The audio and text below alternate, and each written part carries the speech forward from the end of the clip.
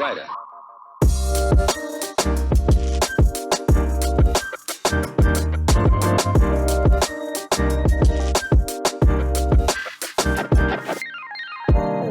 Yes. Thank you, everybody, for waiting for the last talk. I really appreciate it. I wouldn't have stayed if it wasn't me, if I wasn't on stage here. So I appreciate you waiting up until the end. This is my first Split Tech City, although I am from here, so I'm honored to be here. Finally, take a chat with you all. And it is, I have to say, a very unique surrounding, and I really like it. So I will be also, hopefully, a bit afterwards up there and having a drink with you all. About me, real quickly, name's Ivan Burazin. I've done multiple things, some more successful, some less successful, and we'll talk about that as we get here, as we get through the story. And the story for today, I'm not going to do anything tech-wise. I'm going to talk about something more introspective, more about, someone told me I'm just going to be talking about philosophy. So bear with me. Hopefully someone will learn something from, or it'll help someone with what we're talking about here today. The title of the talk is called Failing, or actually Tony said we should call it How Embracing Setbacks Show You the Way Forward. I said it was just failing upwards, but he wanted that extra part. The reason I wanted to talk about this is something I personally very much feel with. I always have a feeling that I'm somehow failing. And even though there has been successes throughout my life, it has been always a feeling that's been inside me about failing, and I think a lot of people here might have that as well, so hopefully this helps. If you Google the word failing upwards, or the term failing upwards, Google will show you a sort of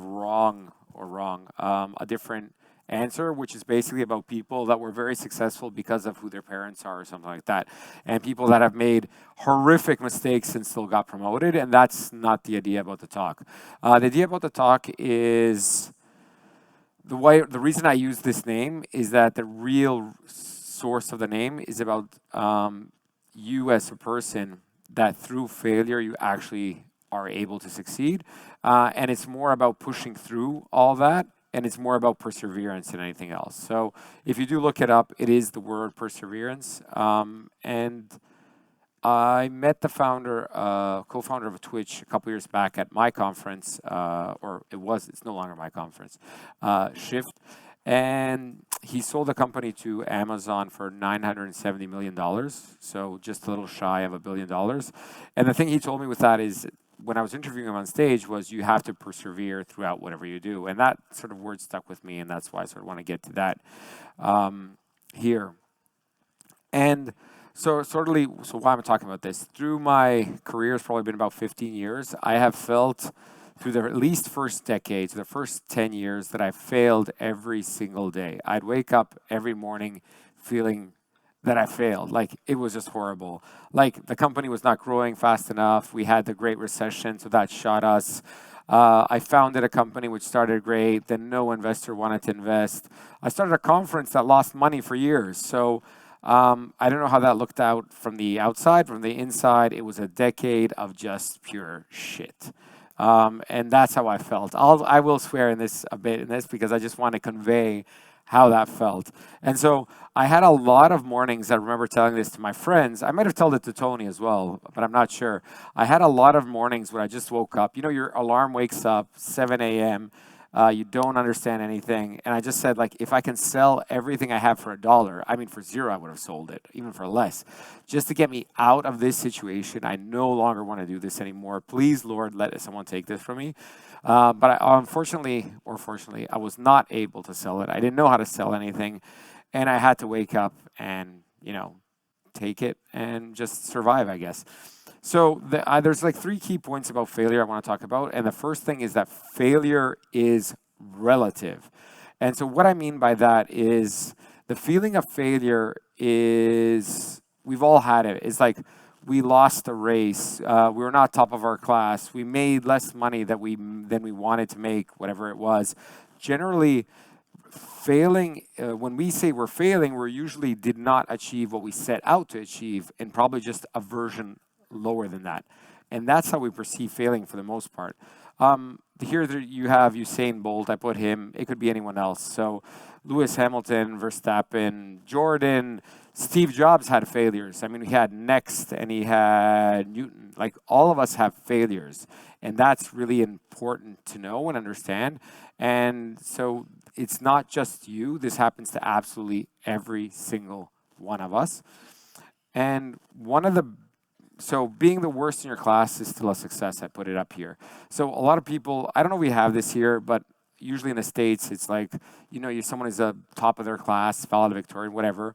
But if you finished university, finished school, finished the class, finished whatever, if you finished the race, if you finished it last, you still were a success, or you're still better than you were than before you entered the race, right? And that's sort of what I wanted to express.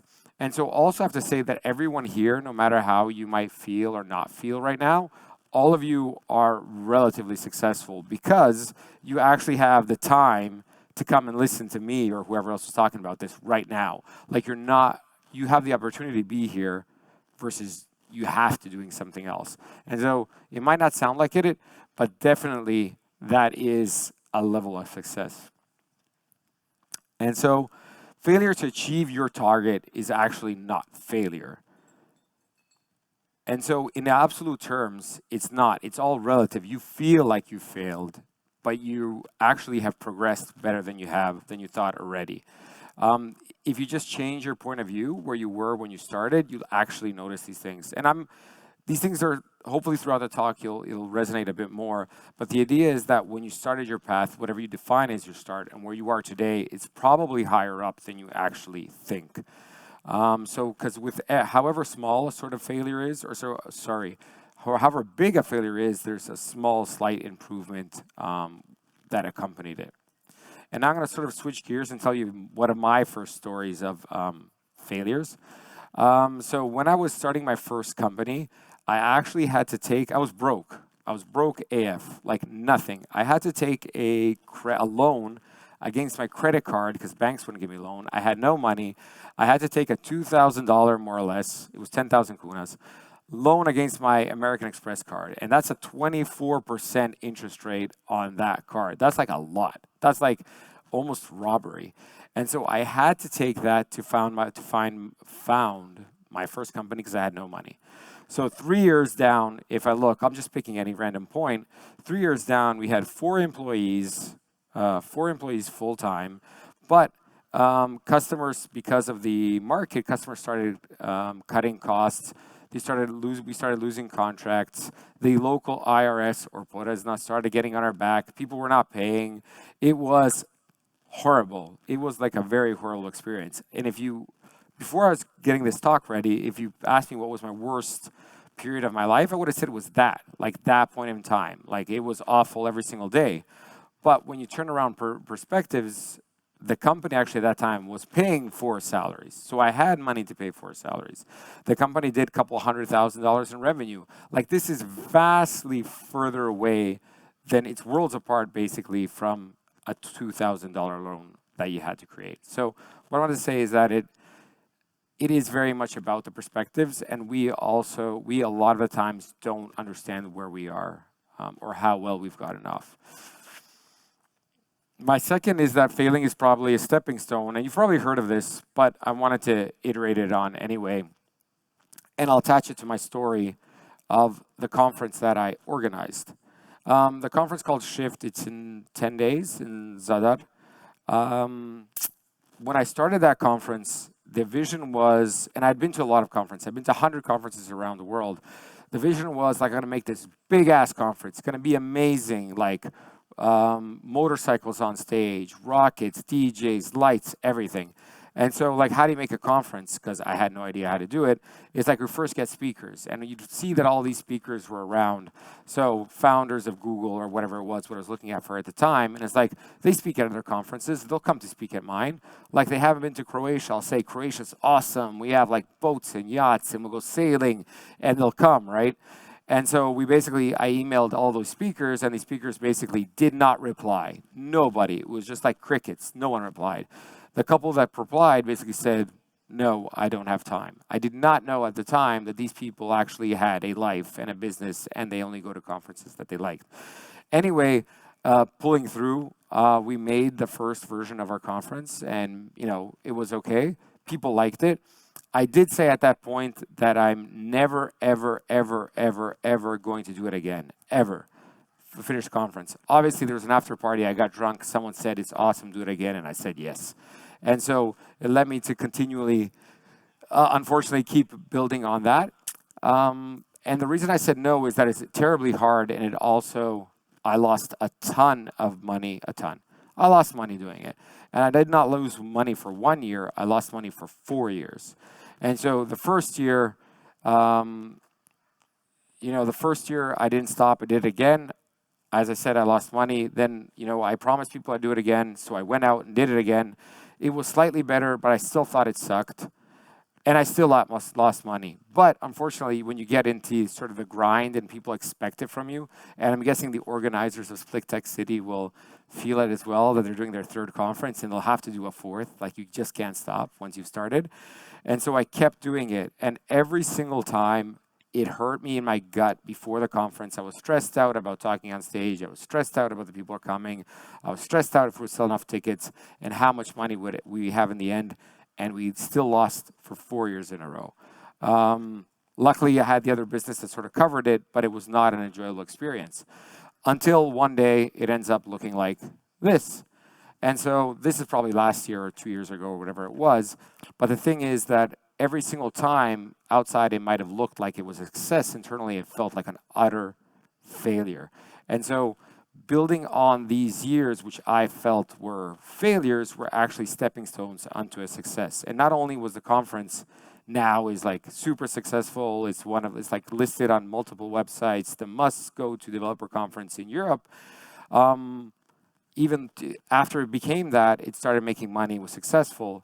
On top of that, it got acquired, right? So 2 years ago, or 2.5 years ago, it got acquired by Croatia's largest company, our unicorn, Infobip. Hello on wherever we're recording right now. Just saying hi. So it got acquired by that. I became an executive of one of the largest companies in the country, all out of continually failing year over year. Or at least that's what I felt. And I don't know if I'm conveying it correctly, but the feeling that you have, and I'm sure you've had this, is like when you do something, you don't feel like you did it the way you wanted it to do. So essentially, I failed my way to success, or that's how it felt. And so I actually think this is the third point, and there's not many, there's just 3. Failure is basically a skill. It is a skill that you have to learn if you're going to succeed in anything you do. The problem is that they teach us in life that failure is absolutely bad, and I think that's wrong. But they tell you, your parents tell you shouldn't fail, you shouldn't have bad grades, you shouldn't have whatever. And you probably might believe your parents, you might not believe your parents, but if you fail, fail at soccer or trip on the floor or whatever it may be, everyone laughs at you. And then you actually believe them because they're laughing at you, and then you stop trying to fail. And I think that's the biggest issue, or the biggest lie, is that you actually have to embrace failure to succeed, because there's no other way. At least no other way that I've experienced it. And so, don't get me wrong, failure sucks and it hurts. It sucks bad, it hurts your gut. It's the most awful feeling in the world. I mean, the feeling that I could sort of say similar to failure is when your partner leaves you. It is just like a hole in your gut. And I can tell you this, that when my first company almost tanked, it was awful. But when when I almost tanked the second time, the feeling came back, and I just said, oh, that's you. Okay, I got it. It's just that feeling. We'll get by that. So I feel like this is more like going to the gym. It's something that you have to learn. It sucks if you're trying to do pull-ups or push-ups or whatever you're trying. It's horrible, but you feel better after you're done. And that's basically what I feel that failures are. You just have to get accustomed to that. What I want to sort of add in here, though, I don't know does anyone know what a training montage is? Does anyone know? Hands up, one person. Awesome. I think this is one of the biggest issues in society right now. Obviously, it's so a training montage. If the rest of you who don't know what it is, I'm sure you do. I'll explain it now. If you've seen Rocky the movie, you know when he decides that he's going to get in shape and go work out, then the music starts da na na, and then he's like jogging around the city, doing push-ups and all that stuff. That's a training montage. And so, what has happened to the world right now is that in every single movie, the hero of the movie decides that they're going to win, and they learn some super skill in less than 15 minutes while you're eating popcorn and drinking a Coca-Cola. And so that is utter bullshit, and that has killed us all. And so there's just one of Rocky's from whatever movie it was when he's going across Siberia. I will give anyone, I'll bet anyone any money that they can't do this like 15 times back and forth with a log. It's not possible. And you can't do it in 15 minutes. But we've been programmed that it's super easy. And if you don't do it in 15 minutes or an hour or a day or 2 days, then you're an utter failure. But the truth of the matter is that doing something like getting in shape, creating a company, being successful will take you weeks, years, months, years, or actually decades. It took me a decade to get there. So it does take time, and it doesn't take 15 minutes. And I actually wrote a huge post about training montages, and I think it's like definitely poison. I love movies, but that has been one of the worst things that it's done to us. So let me switch gears into sort of where my story fits into that. One of the companies I started was called Codeanywhere, right? And it started super, super strong. Like we raised a bit of money, we went through Techstars, which is a great accelerator. We were growing, we got revenue, we got fairly fast to $50,000 in a month. We thought we were like on top of the world. And so we go through this accelerator and they say, you have to raise more money. You have to go out. And how much? Like 2 million, 3 million, 5 million. We had no idea. We said we're going to raise 5 million. We had no idea what we were going to do with 5 million. It just seemed like a nice number, right? And so we go out to talk to VCs, and I shit you not, I've talked to almost 100 VCs, and everyone answered with this: no, not possible. And so looking back, I wouldn't have given myself the money either, so just to be honest. They were not wrong. But what really got to me, and this is something that I found really interesting, a couple months ago, I caught up with an old class member from Techstars. So Techstars, as an accelerator, there's a couple of companies in each class. And so a friend of mine, we were good friends in Boston while we were there. His name was Pierre-Louis, and I actually thought they were at a worse position than we were, and I think they probably were. And the thing is that we, after probably 3 months of, and 100 no's, we packed our bags and said, screw this shit, we're going home. We'll do what we can from Croatia. This is not working out. And so we came back. For him, he ended up raising $2 million, but it took him 2 years. The average time it takes you to raise a round of that size is probably 3 to 6 months. It took him 2 years. 2 friggin' years. He called every VC on the friggin' planet. He called everyone until he raised his 2 million round. Pierre-Louis, after that, ended up raising another round and sold his company. I can't tell you the number, but it's tens of millions of dollars. The amount he got was life-changing. So he semi-retired, has a house in Paris, and has an apartment in New York, and actually invested in our next company because he's so well off. Because he persevered and said, screw you all, I'm going to call every single person up on the phone and have a meeting with them. By the way, this is pre-COVID, so you actually had to fly to the person to do the meeting. So that was actually very, very inspirational to me because he did not take no for an answer. He failed 1,000 times until he got to where he is. So that brings me to where we are today with our company. So I recently quit my corporate job to start another company. And so the new company is called Daytona. Daytona is, bear with me, a development environment orchestration and management platform. So it's a lot of words. Basically, we spin up development environments for developers, but we do this for large enterprises. Our customers are regulated industries, airlines, defense, and whatnot. But that's not the point of it. The point of it is that it is a successor, at least spiritual, to our old company that we failed at, that we stopped raising money for, and ultimately wound down mostly. And so why would we do this again? We'll do it again. We're doing it again because one, no one has actually solved the problem that we started a decade ago. The second is that companies are trying to do it now are doing the same mistake that we did a decade ago, but now we're smarter, or at least we think we are, because we've already figured out that that doesn't work. That's not the way to do it. So we feel that we now have a head start, and essentially the failure of our old company is hopefully paving the way for the success of the new one. And although the news are not out and we can't say it, the customers that we have and the investors that we have are just amazing. And so it seems to be going in the right direction. So no presentation is great without a quote of someone smarter than I am. So I have not failed. I have just found the 10,000 ways it doesn't work by Thomas Edison. And basically that's what we did. We found a way that it didn't work before. And unfortunately, then we didn't strive to continue, but now we will. And so to sort of sum up, failing is not bad. And although you might feel that way, if at any point in time right now you look back 5 years ago where you were, I'll bet you're better off than you were in general, right? So you have to sometimes turn around and look behind you and sort of find a way to feel. So what I would say is that right now I also don't, whatever people feel, I don't feel that I've succeeded to the height that I would like to succeed. But if I go back to 10 years ago and look where I am now, and I told myself 10 years ago, would you like to be this person? I'd probably sign a blank piece of paper saying, yes, sign me up, I'd do that, right? So if you can do that, then you're probably on the right way to where you want to come. And so just sort of last thing, I didn't talk a lot about success. And don't get me wrong, the way to succeed is not just to fail. Like if you can succeed at something, that's just like a rocket ship. You're just like off, right? And so you succeed at something, it just launches you, and then you're probably going to fail. But the point is when you fail, you don't drop down. You continue going up, but just at smaller and smaller steps until you succeed again and go upwards. So the point is not to fail, but the point is that failure is just part of the process, and don't get discouraged by that, because a lot of us do.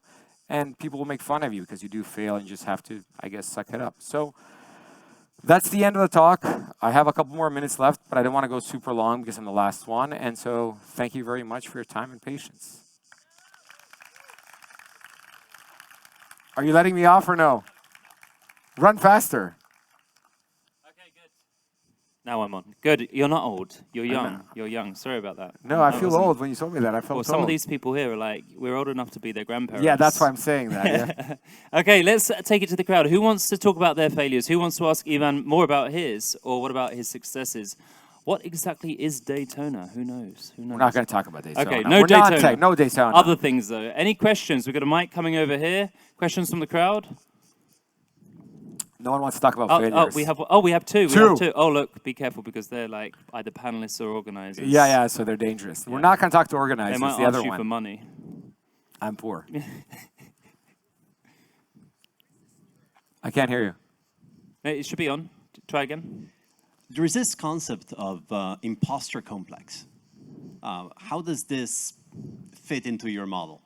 Oh, so I don't know how it fits, but I owe you. Do I always feel like an imposter? Less and less, but still feeling like an imposter. So I didn't calculate in the model. The model, when I was thinking about myself, I've always felt that the failure part was there. I can also talk about fear. That's a different subject completely. I haven't talked a lot about failure complex because I haven't thought about it for a while, I have to say. So I guess I'm losing it, or the majority of it. But I've had failure complex, imposter complex for a long time. So I think that everyone has it, and if you don't have a bit of it, then I find it highly improbable that you can achieve to what you're aspiring, because that keeps you humble in the background. I think that's my thought. Thank you. And to the right, Tony, did you have a question? Yeah, great talk, Ivan. So, what are some habits that are helping you cope with stress? That is a separate talk, and that is very awful. So, the way I coped with stress was not good.